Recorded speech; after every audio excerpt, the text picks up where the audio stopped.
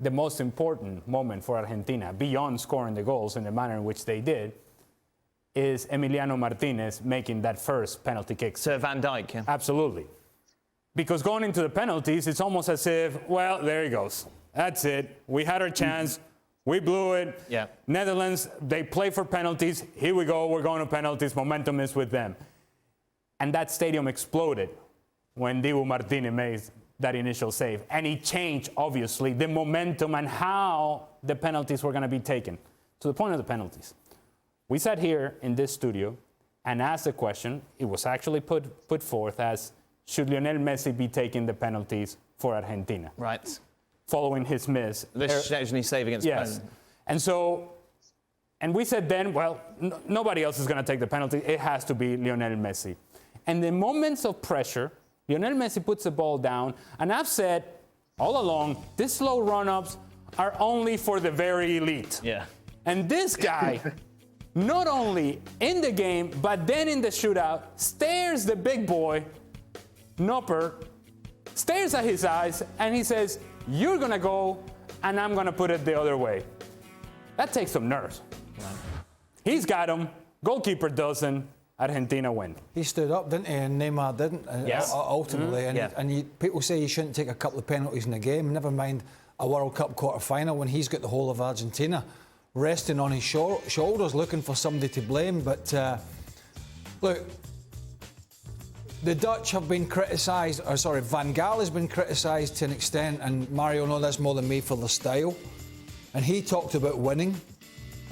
Prefer style, or you prefer winning? Well, ultimately, maybe a little part of the US game. Apart from that, they haven't played well at all.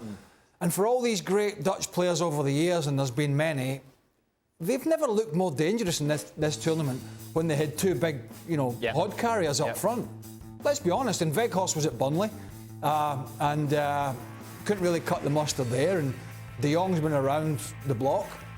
And that's when they looked the most dangerous. Not their silky football, not Gakpo and Depay. When they were lumping in the box, and maybe to give them a small excuse, was they put so much effort into that final 10 minutes or whatever it was, plus the injury time, and that they did change shape, and Ake went to left back, and it just felt that once they went to extra time, that whistle had gone, and they couldn't quite get that momentum going again. And Argentina, as Ali said, got a foothold in the game and started peppering that goal. But let's be honest, the Dutch have just not done enough in this competition, apart from launching it into the box at the end.